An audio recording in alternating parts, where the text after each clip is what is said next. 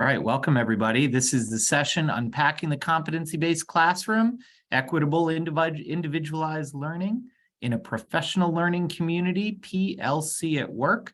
My name is Brian Stack with VNS School Solutions, Solution Tree, and I'm joined by John Vanderels, also from VNS School Solutions, Solution Tree, and we both work for the New Hampshire Learning Initiative.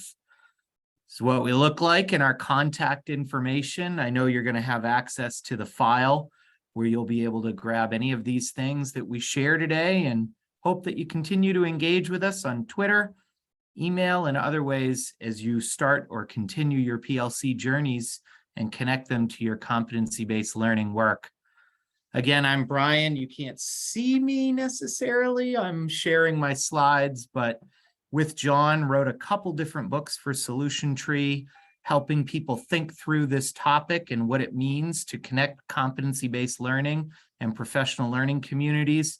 I'm a father of 5 kids ranging from senior in high school down to 2nd grade, and very deep in the work of thinking about how to help schools do more for kids.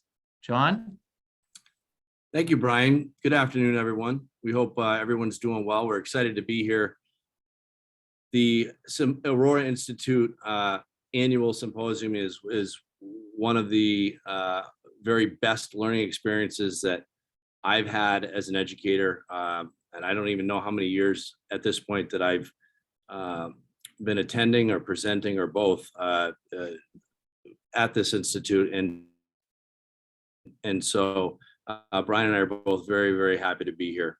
As Brian said, my name is John Vanderels. I'm a former elementary teacher, special ed assistant and assistant principal of a school that became recognized nationally as a model professional learning community, and was early on engaged in the work of a competency-based system. And so that was part of the genesis for the books that are referenced here, Breaking with Tradition and Unpacking the Competency-Based Classroom, as well as the work that Brian and I have done with many, many schools in New Hampshire and across the country, just in that regard. And so today we're going to have an opportunity to focus on just a kind of the tip of the iceberg with that, related to our newest book, Unpacking the Competency-Based Classroom.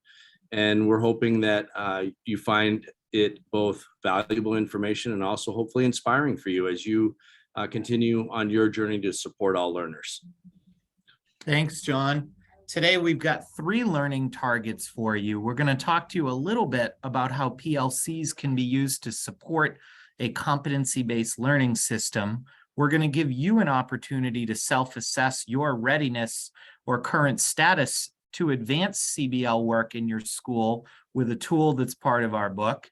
And then we're going to have some time to just engage in deeper conversations for the purposes of networking, sharing ideas, and really just learning from each other as we go throughout this session. Some of that will start right now with a question that we have for you in the chat. So we are hoping that you will, first of all, share your name, where you're from. This is all in the chat again. And then also, what is drawing you to this session? What is it that you're hoping to learn? And then we're going to jump to this next part. So if you could share that information again, that would be great. While you're doing that, want to share a little bit about my family. My wife Stephanie and I have 3 children ranging in ages from 11 to 17, almost 18. So a 6th grader to a senior in high school.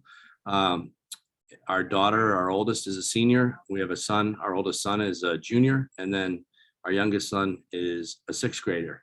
And so they are really the for us, kind of the why. And it's something that I continue to go back to through this work time and time again, as we know you do. So thanks for jumping into that chat when you get a chance. And again, sharing your name, where you're from, and something you're looking forward to hopefully learning during this session today.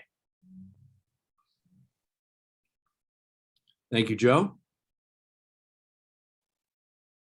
I was just in a school today working on professional learning communities and collaborative teams. And that is something that work is never done, right, Joe? Hello, Kayla. Great. Jenny from San Diego. I was a former 5th grade teacher, Jenny.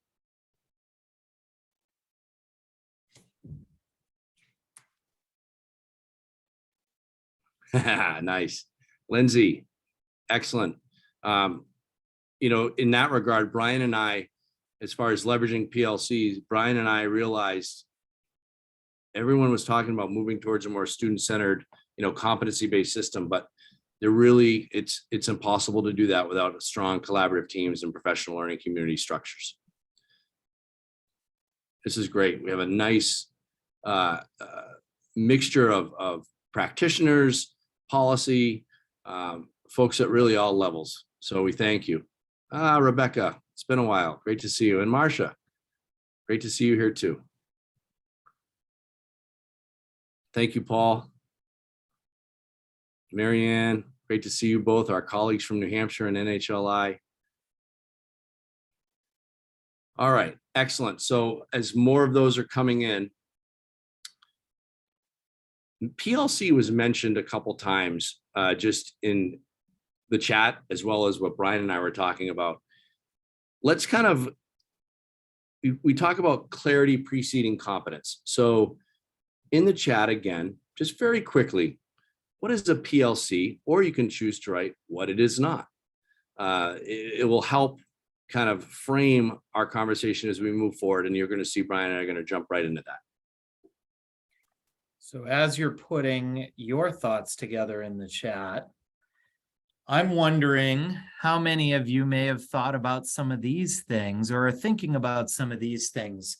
I spend a lot of time going and working with schools on their PLC journeys. And when I first go into schools, I get a lot of, isn't that just another name for a department meeting? No, it is not. Is it a program or a new initiative? Absolutely not. It's certainly not what you call your planning period by another name. And it's not a book study, although there's a lot of great books out there on PLCs. Most importantly, PLCs is not something that you do, it's something that you are, right? Being a part of a professional learning community, it's part of being a collaborative process that's used by teachers when they're meeting together. If we think about the definition, according to Learning by Doing, which is considered to be probably one of the foremost primary resources on professional learning communities, a professional learning community is an ongoing process in which educators work collaboratively in recurring cycles of collective inquiry and action research to achieve better results for the students they serve. And if you think about that definition, there's some really powerful words there, right? The process is ongoing. We ask educators to work collaboratively with recurring cycles. There's collective inquiry and action research, but ultimately, PLCs operate to achieve better results for the students that they serve. And that's what's being part of a professional learning community is all about. Now, John, can you talk a little bit about some of the big ideas of a PLC? I can. First, I want to just point out in the chat, there are a couple comments that actually Trisha's almost made me chuckle, but she wrote, not for choosing who will make copies. Joe. Love that. Yeah, me too. Joe talked about, I like kind of the twist here, a focused, yes, there has to be a level of intentionality there, place for a specific group of educators to learn and grow together. And that's really what it's about. The teams I was meeting with today, we were talking about how, quite honestly, in collaborative teams as part of a professional learning community, that time can be and really ultimately should be the best professional development that teachers are getting together, because it's them doing the work. They're leaning on each other professionally. They're really engaging in collective inquiry, as you saw in the definition, together in action research, and they're learning how to best support the students that they all work with. So it's critically important. And what happens too often, unfortunately, is that this kind of acronym gets placed on something that isn't focused, doesn't have the level of intentionality, and teachers become frustrated, as they should, because the time is not utilized the way that it could be, and that becomes pretty frustrating for folks. So Brian asked about the 3 big ideas, and very quickly, there are 3 big ideas in a PLC, and it's kind of a framework that we use to guide how we're going about our work together within a professional learning community. First and foremost, a PLC is not something you do, or PLC is not something you do. Rather, it's who you are. You operate as a professional learning community, and these three big ideas really guide that work. The first big idea is a focus on learning. And that may seem pretty obvious in a school, but unfortunately, in many cases, the focus is just on teaching. And so if we're focusing just on teaching and then moving forward with the next unit of study, for example, and we haven't really determined whether students have learned what it is they need to learn, then really teachers are just presenting. So again, that focus on learning is key. In our school, it's what we started with. We asked the question, do we believe all students can learn? And then everything we did went about, everything we went about as teams and as a school was focused on the learning that was happening in the school and what we needed to do to ensure learning. And that's a strong word, but that's really what our mission was, to ensure learning, high levels of learning for all. The second big idea in a PLC is a collaborative culture. So you think about that, and it's really the engine that drives the work of the school is the collaborative team. And so the collaborative teams across a school have a like mission. They're focused together on students. All students are their collective responsibility. And they have agreed and actually will adhere to the fact that they believe that they're stronger together than they would be in isolation. And so that collaborative culture and collective responsibility is a powerful, powerful way to organize a school so that everyone is working towards the same end, which is high levels of learning for students and supporting students. And then lastly, and this was the toughest one for us to get to for our school, was that focus on results, that results orientation. When we were kind of in the process of collecting data points and thinking about where our students were, we realized that we were overwhelmed with data. We weren't sure what to look at. It felt like we had too much. Ultimately, through both the work of becoming a professional learning community and the work that New Hampshire was doing around a project called PACE, Performance Assessment of Competency Education, we realized that our teachers, as assessment literacy experts, really, when they began to seek out data, we knew that things were changing because teachers knew what they were looking for. They knew what they needed. They knew how to use various data points. And the results orientation allows us to recognize that we make our decisions based upon data. And if we need more data, we collect it, and it's focused and it's intentional. Thanks, John. You're welcome, Brian. So when we think about those three big ideas that John talked about, you'll notice that he brought in on a couple of different levels. He talked about his own school and the mission that his school had, the work that the school was doing, the values that the school had, and the goals that the school was setting in order to do the work. We call these the 4 pillars of professional learning communities, and they play an important foundational role in being able to advance the work of those 3 big ideas, which are very, very big, focused on student learning kinds of things, right? Your mission talks about your why. It allows you to clarify your priorities and sharpen your focus. Your vision gives you directions, though. It answers that question, what does our school have to accomplish in order to achieve our purpose? Your values, I sometimes call these the collective commitments. They're a really important part of the process because they guide behaviors. These are the behaviors that people in the school are going to agree to in order to advance the mission and vision and stay focused on those 3 big ideas. And then, of course, the goals, the last pillar, is how we mark our progress. It's where we establish priorities to be able to do the work that we need to do to help all of our learners be successful. These 4 pillars play an important role in professional learning communities in a school. Thanks, Brian. Yep. Yeah. I'm often asked, and as is Brian and many others who are working with schools in this coaching capacity, if we were going to give one piece of advice to collaborative teams, so the teams that are set up in schools actually working together, to focus on during that time, what would it be? And for me, the 4 key questions or critical questions of professional learning communities are it. These again are taken from the work of Rick and Becky DeFore, Mike Mattis, Bob Aker, Thomas Manning, and they're just a great guide. And they really kind of encompass curriculum and assessment and instruction. And so that first question, what do we want students to learn?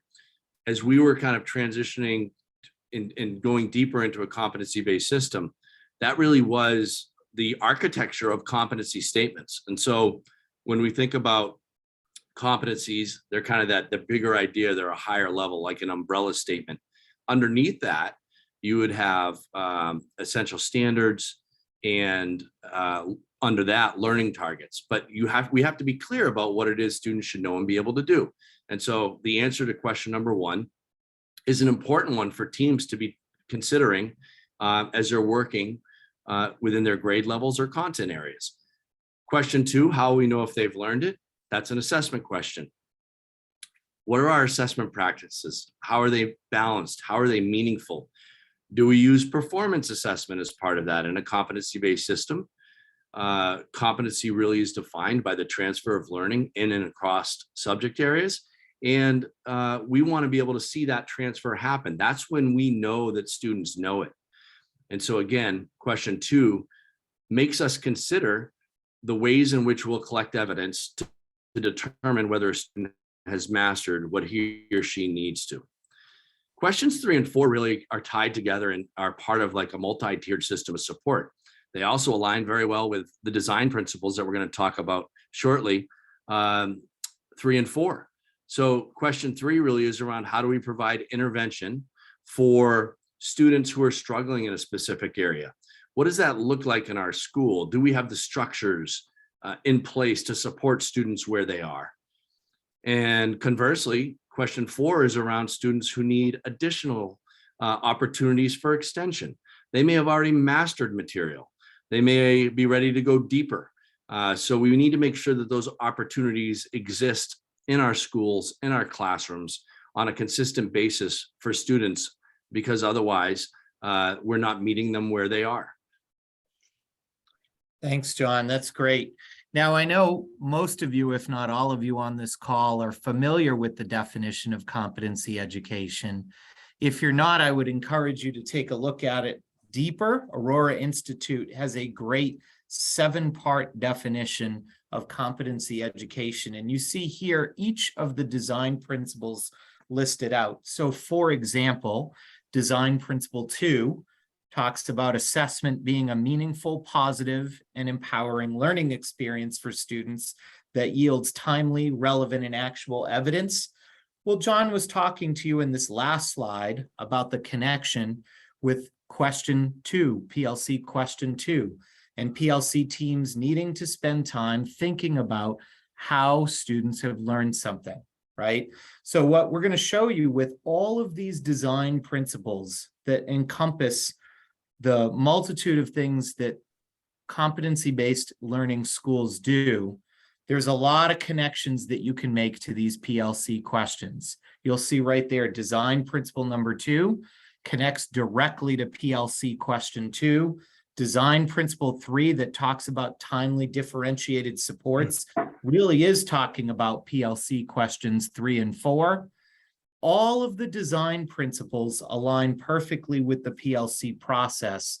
And John and I have really, our goal today is to help you make that connection to understand that the PLC can provide a foundation, the PLC process can provide a foundation to support your work with competency-based learning. Most schools start specifically with design principles 2 and design principle 7, which is why we have these highlighted here. Design principle 7 talks about the need to have rigorous common expectations for learning and to make sure that those are explicit, transparent, measurable, transferable. We argue that you need the power of your PLC, your collaborative team, to determine what that needs to look like and the extent to which you can measure those competencies and standards, those essential standards. Design principle 2, again, you unpack that PLC question 2 as a collaborative team, and you think through the ways that you collect evidence. So as you can see, there's a lot of connections between PLCs and competency-based learning. Thanks, Brian. And again, part of what we're trying to capture, and we'll talk about the design rubric in just a little bit, but these design principles themselves are they were developed, I think it was 2016, but didn't come out for at least a couple of years after that.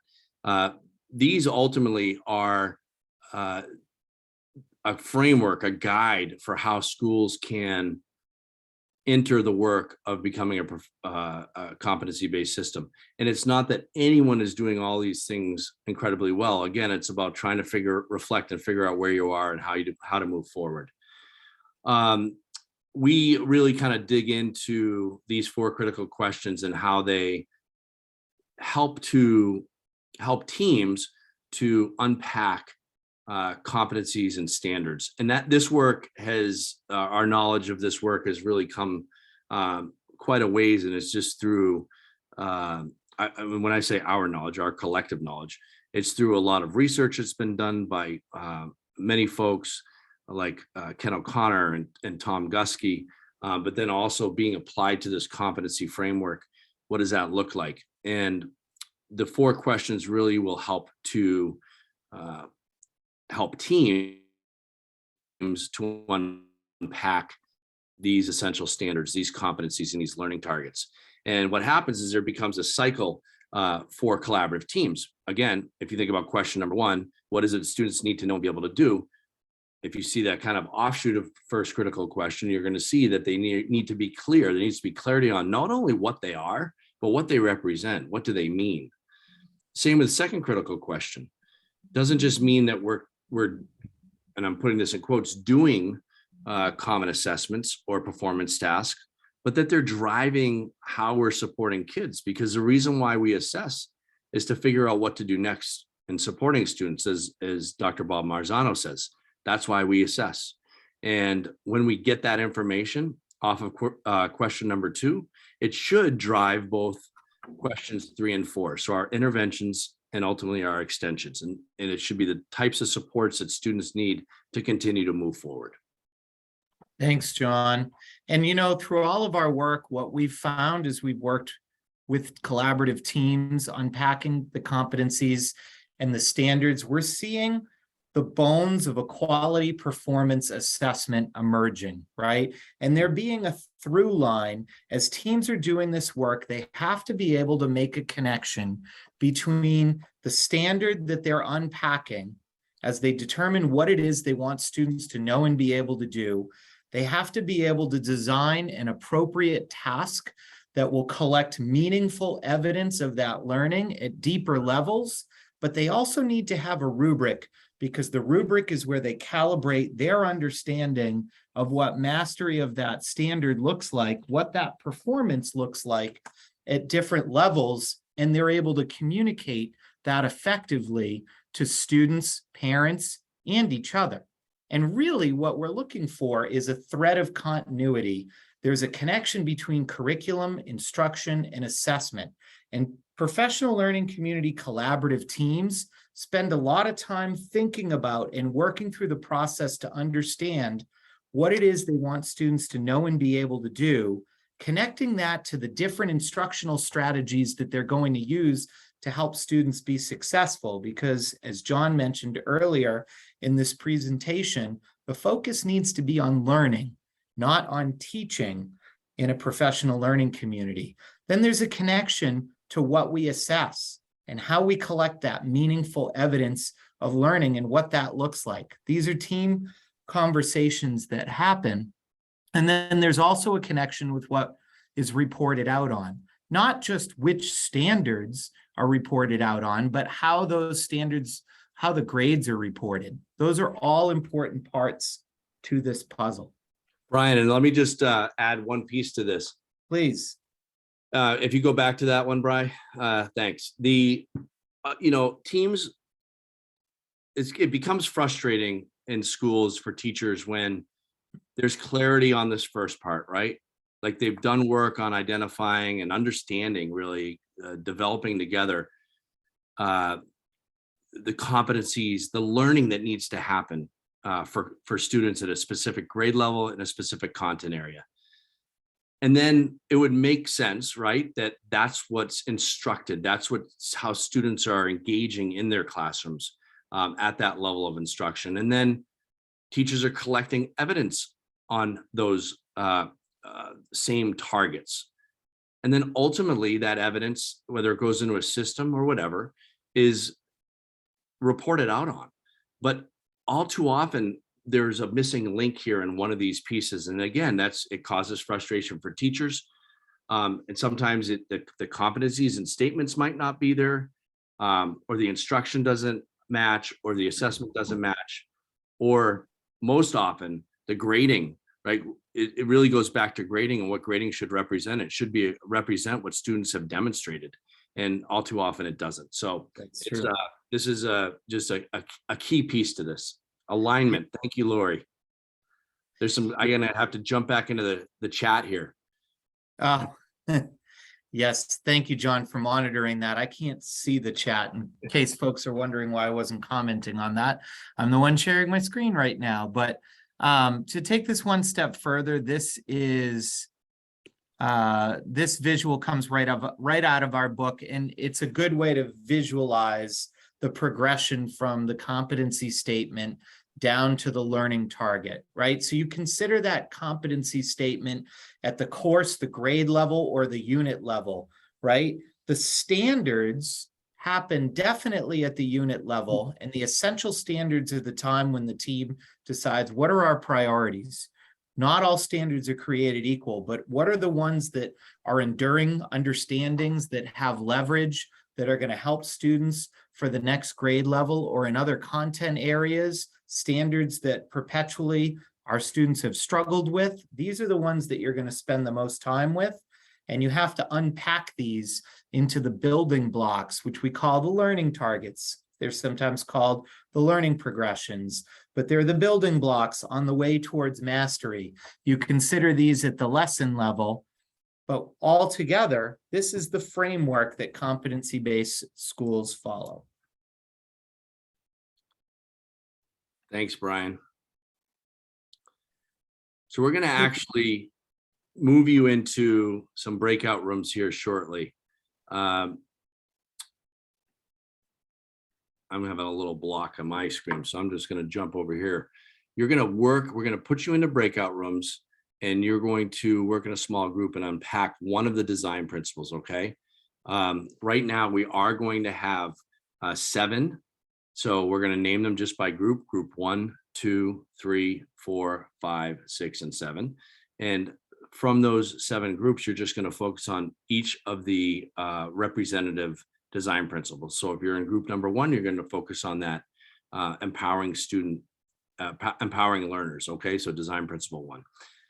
And then you're going to go through this kind of checklist 1, 2, 3, 4, and 5. Okay, and you're going to self-assess first where you are. And then Brian, do you want to talk about what they're going to do next? Yeah, so if once you've self-assessed where you are, share those results with everybody that's in the room, and talk about what would need to happen at your school to advance your CBL work in this particular design principle to the next level. You might also want to talk about some of the challenges that you face in your efforts to advance competency-based learning in this principle, and also what some of the opportunities are that your students would have as you advance in this design principle. Really, these questions are just here as a framework for you. You won't get to all of them. You're only looking at one design principle. We really just want you to have some time to unpack the tool a little bit and to think about what some of those opportunities and challenges are for the principle. And just so folks know, when you click on the competency-based learning definition slide that you see here, you can actually click on each one of these and it will load the design principle rubric for that particular design principle. And you can see here is the one for the second design principle. You have that ability to self-assess yourself, and you'll do so with assessment practices, grading practices, and system of calibration. So this is really just an opportunity for you to get a little bit more familiar with the tool.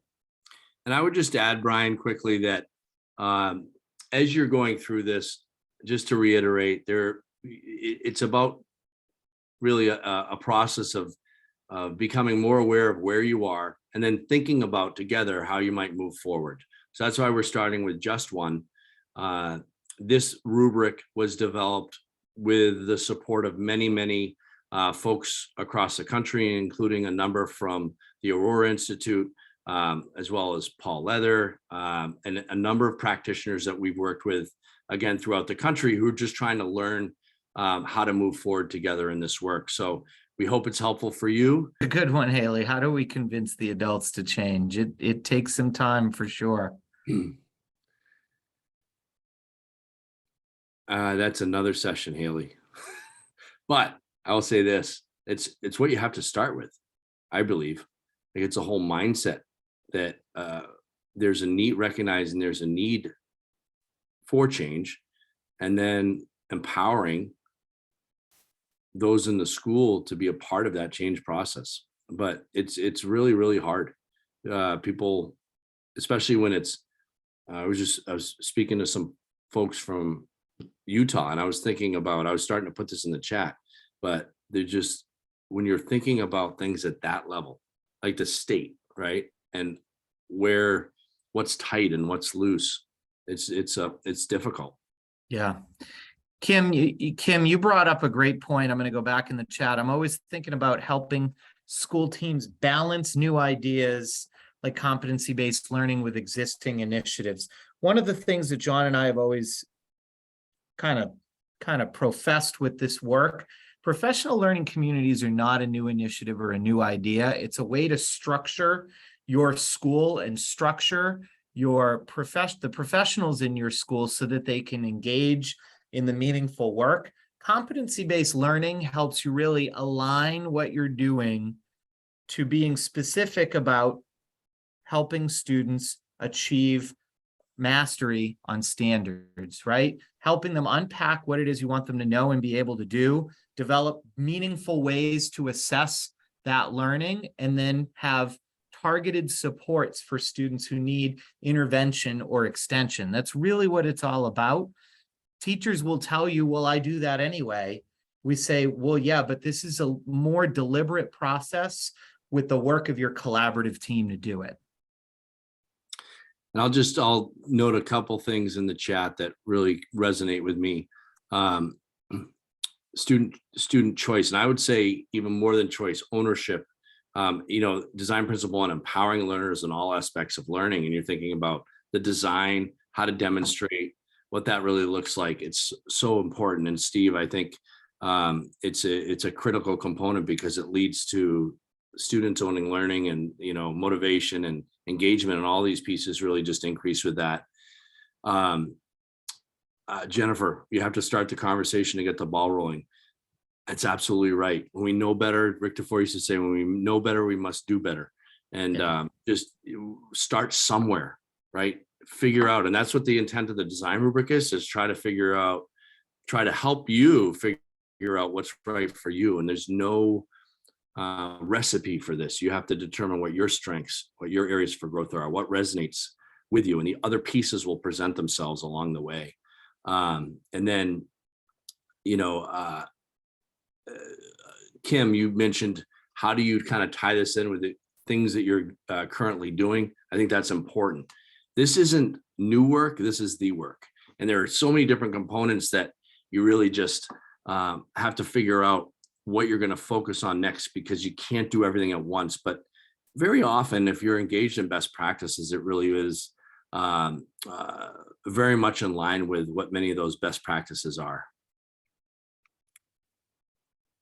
Just a couple of quotes from our book as we get ready to close out our session. And please keep those comments coming right in the chat. We'll try to respond to things as they come in, but keep this in mind. John and I firmly believe the PLC framework is the single best support structure that districts and schools need to have in place to successfully implement CBL. If it's implemented correctly, PLC framework cultivates teacher leaders who become collectively responsible and mutually accountable for the learning for all students in their entire school. It's how we can take such a big idea like helping all students achieve at high levels and drill it down at the standard level, student by student, and make sure that we're maximizing all of the supports in our school to help students be successful. Thanks, Brian. And just to kind of loop back around to those 4 critical questions, if your teams are focusing on those 4 questions, and again, by design, they encompass curriculum, assessment, and instruction, teams will be focusing on learning rather than simply just teaching. If everything that you do is around those 4 questions, it would certainly be an outcome that students would learn at higher levels. And I want to point out in the chat, there was this couple comments about pacing. So design principle 5 has to do with pathways and pacing and how that pacing can be really hard. And I would agree. And in our school, it wasn't perfect, but the way we did it was through a multi-tiered system of support, where that tiered time students were getting opportunities to practice more in the skills that they needed to.